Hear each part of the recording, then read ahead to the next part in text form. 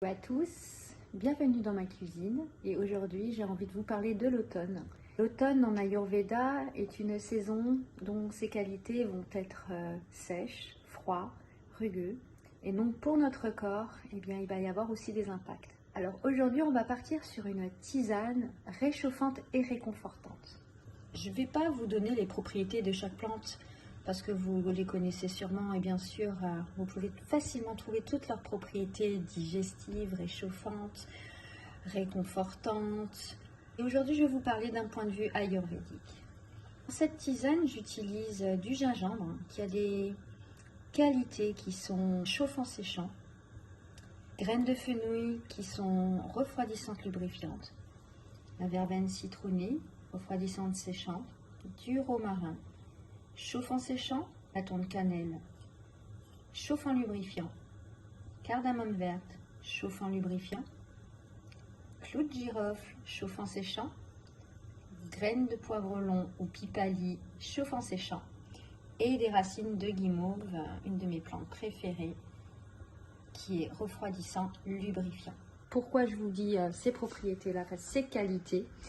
Parce qu'il est important aussi quand on utilise des plantes de savoir les utiliser en fonction de leur qualité chauffante, refroidissante, lubrifiante ou séchante. Si maintenant vous avez envie de boire par exemple une tisane de verveine menthe, c'est sûr quand vous allez la prendre, eh bien, ça va vous réchauffer au niveau de votre corps parce que c'est tout de suite l'effet immédiat de l'eau bouillante. Mais par contre, l'effet post-digestif sera refroidissant. Donc en soit, ça ne va pas trop nous aider. On va faire bouillir 1 litre d'eau. Moi, ce que je fais, c'est que je l'ai allumé, l'eau est un peu tiédie et je vais rajouter donc les écorces. Je vais rajouter aussi en fait tout ce qui a une densité un peu plus grosse.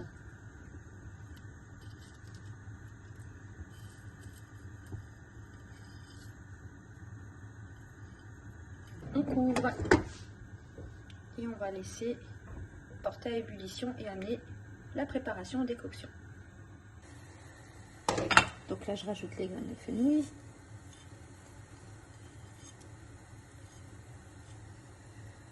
Et je ferme. La verveine. Comme c'est des feuilles, les feuilles, on les laisse infuser. Vous pouvez la boire pour aller au travail ou la partager. Bien sûr, il faut faire attention de ne pas faire de catastrophe. Voilà. Et moi, avant de vous quitter, si vous avez envie de connaître plus sur les qualités des plantes façon Ayurveda et même assister à des ateliers en ligne sur les tisanes, eh bien, contactez-moi. Avec Chloé, on vous souhaite une belle tisane.